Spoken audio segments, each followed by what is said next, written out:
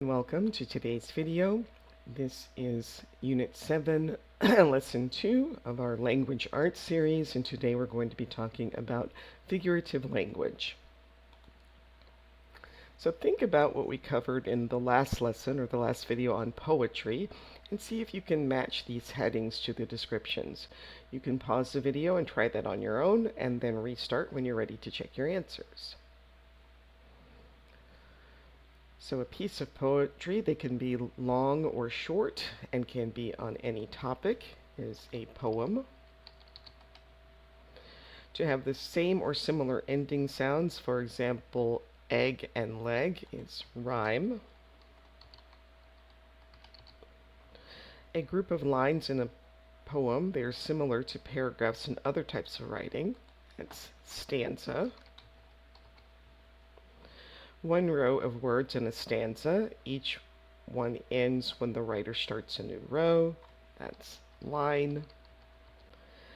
And the pattern of rhymes used in a poem or stanza, for example, AABB or ABAB, is rhyme scheme.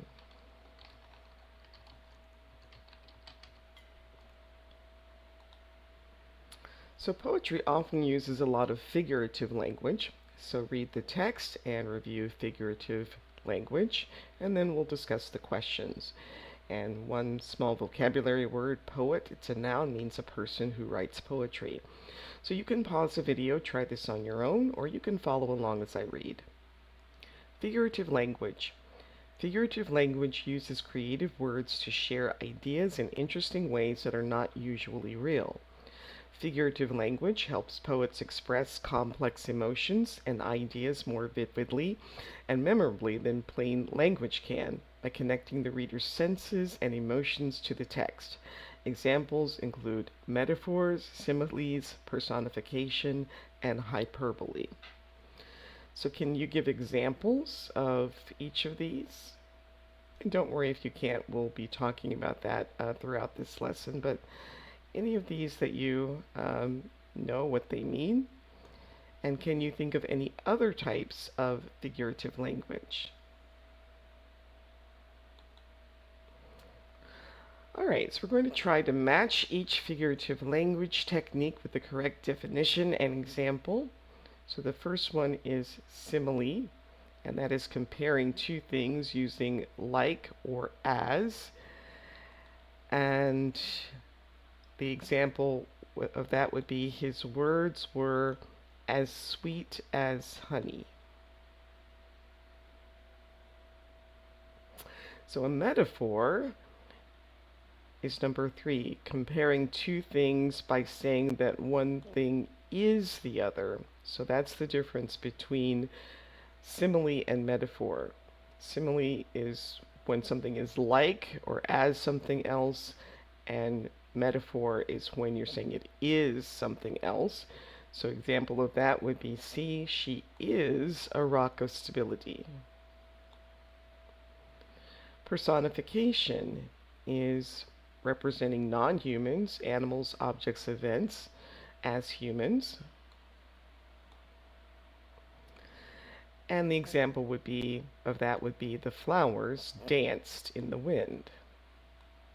Dancing is generally a human activity, and so we're saying that the flowers danced in the wind. And hyperbole is using exaggeration, a meaning that is much greater than the real meaning. And so the example of that would be, my backpack weighs a ton. It doesn't literally weigh a ton or 2,000 pounds, it just means it's very heavy. Alright, so we're going to read the information about similes and the examples, and then you can answer the questions. As always, you can pause the video and read on your own, or you can follow along as I read. Similes. A simile is a comparison between two different things using the words like or as. It helps create a clear image or express a feeling in a way that is easy to understand. Poets use simile to make their descriptions more vivid and engaging. By comparing something unfamiliar to something familiar, similes help readers see and feel things in new ways. So here, quiet as a mouse, he moved through the house. Her cheeks are red like a rose blooming under the sun's close pose. They fought like cats and dogs, barking and hissing, never calm. So, can you express each of the examples in plain English? Well, A just means the person is very, very quiet. Uh, letter B just means that she has a very nice, healthy, rosy complexion.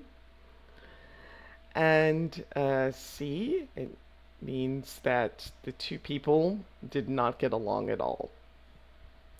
And so, do you think that the example similes are effective? Do these create pictures in your mind about what the poet is trying to express, and why or why not?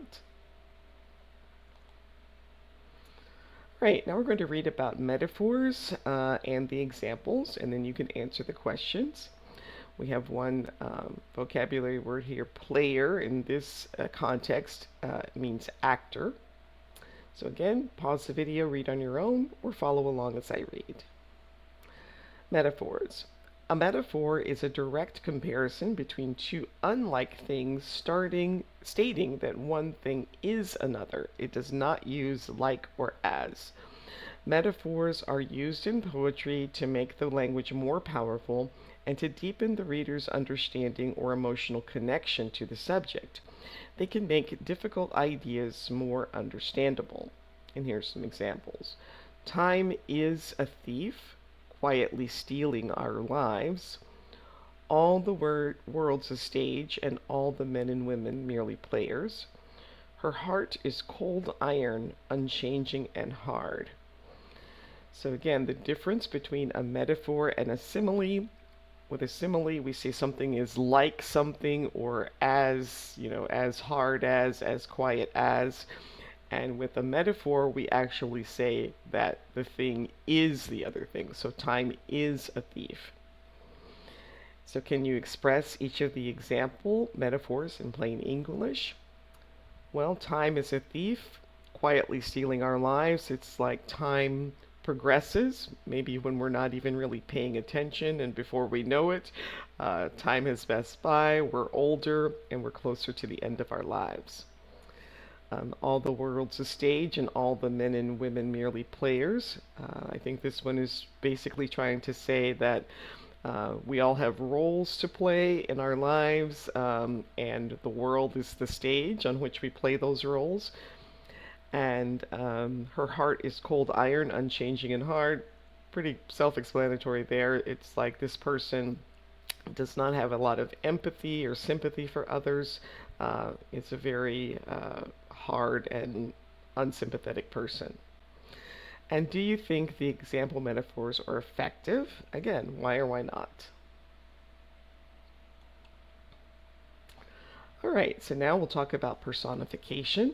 Again, pause the video, read on your own, or follow along as I read. Personification. Personification involves giving human characteristic to non-human things or ideas.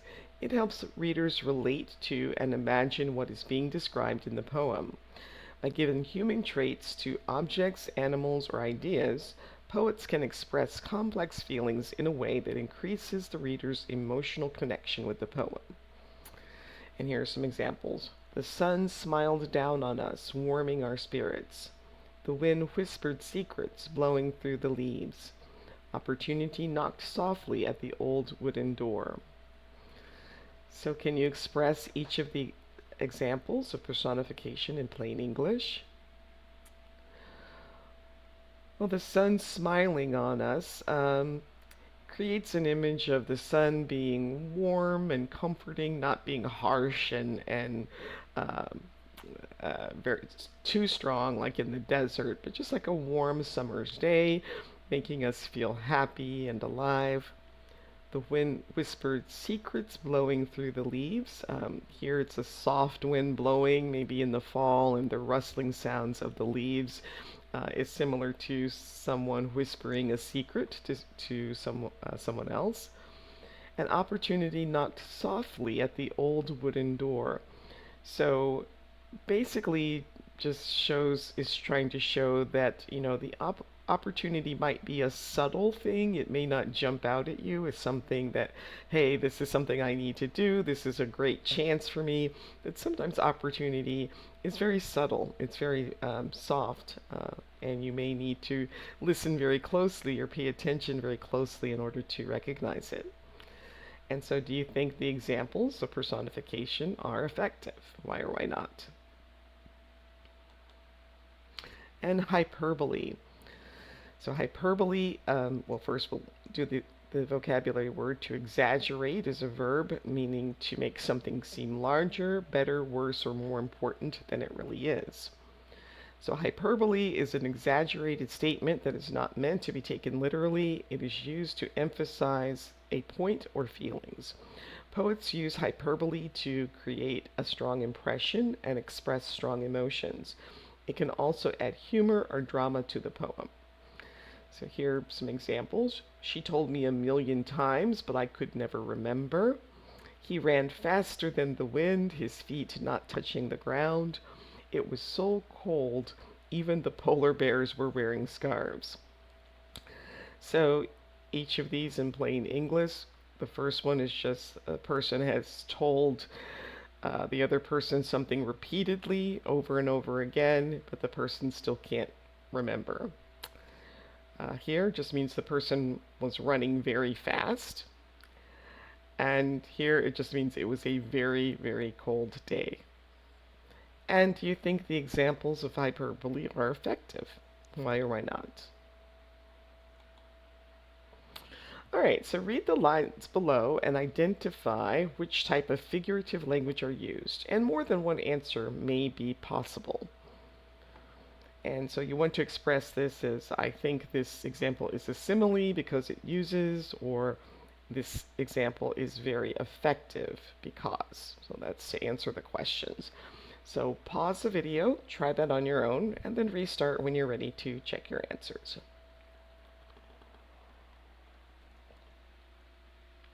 All right, the first one. The wind howled in anger, sweeping the streets clean. So howled in anger, this one to me seems like personification. This suitcase weighs a ton, I swear.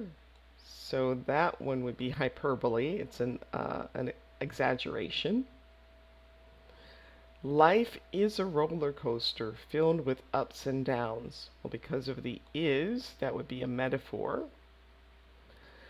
As brave as a lion, he faced all his fears. Because of the as brave as, that would be simile. The stars blinked in the vast ocean of the sky. That would be personification, because blinking is something that we generally consider a human characteristic. He was a library of sadness. Books of sorrow lined his soul. So this one would be metaphor, because we're saying he is that thing. She's so tall she could touch the clouds. Hyperbole. And her laughter is music, filling the room with melody. That is metaphor. Now read the lines. Identify the type of figurative language are used. Again, more than one answer might be possible. You can pause the video, try that on your own, and then restart when you're ready to continue. Right, I could sleep for a century after such a day. Well, that would be hyperbole. The old guitar sang a tune of deep longing. That would be personification, because sang is a human activity and you're applying it to an object. Sharp as a razor, his wit cuts through doubt. So using the as here is simile. Quiet as a whisper, the dawn approached. Again, another simile. The moon danced playfully in the night sky. So this would be personification. He's running faster than lightning striking the ground. So hyperbole. Hope is a bird that perches in the soul. that would be metaphor because of the is. And cold as ice, her words froze the air. So here, this part could be simile. And this part could perhaps be considered hyperbole.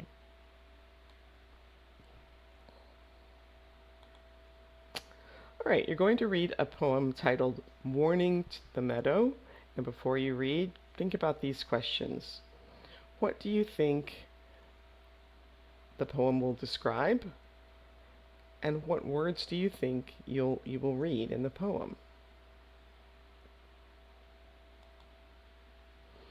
So read the poem quickly and answer the questions. Again, you can pause the video, read on your own, or you can follow along as I read. Morning in the meadow. In the meadow at dawn, the sun stretches its golden arms wide, warming everything in sight. The flowers dance softly in the breeze, their petals bright as new crayons. Faces turned up to the sky. Birds sing songs of joy, voices louder than a ringing bell, filling the morning with music. Here, my heart is a silent lake, deep and still, enjoying the quiet beauty around. The grass tickles my feet as I walk through the field soft as a kitten's fur. Today feels endless, a story without a last page, and I am a hero on an epic adventure, braving the nights of old tales. So how many stanzas does each poem have? So here we have 1, 2, 3, 4, 5, 6. And how many lines are there in each stanza? So 1, 2, 3, 4 in the first one. 1, 2, 3, 4. So 4 lines, except here we have just 3 lines, but all the rest are 4. Well, here's 4, there's 3, there's 1, 2, 3, 4. The last one is 5 lines. And does the poem use a rhyme scheme? So in the meadow at dawn, the sun stretches its golden arms wide, warming everything in sight. So no, it doesn't really seem to use any sort of rhyme scheme. All right, so read the first part of the poem again and answer the questions. So you can read that on your own if you need to. Otherwise, we'll go straight to the questions. So in this part of the poem, can you find any examples of similes, metaphors, personification, or hyperbole? All right, so stretches its golden arms wide would be an example of personification. Warming everything in sight, I think we could call that hyperbole. The flowers dance softly in the breeze, again, personification. The petals bright as new crayons, that would be simile. Faces turned up to the sky, again, more personification. Birds sing songs of joy. This one you perhaps could consider personification.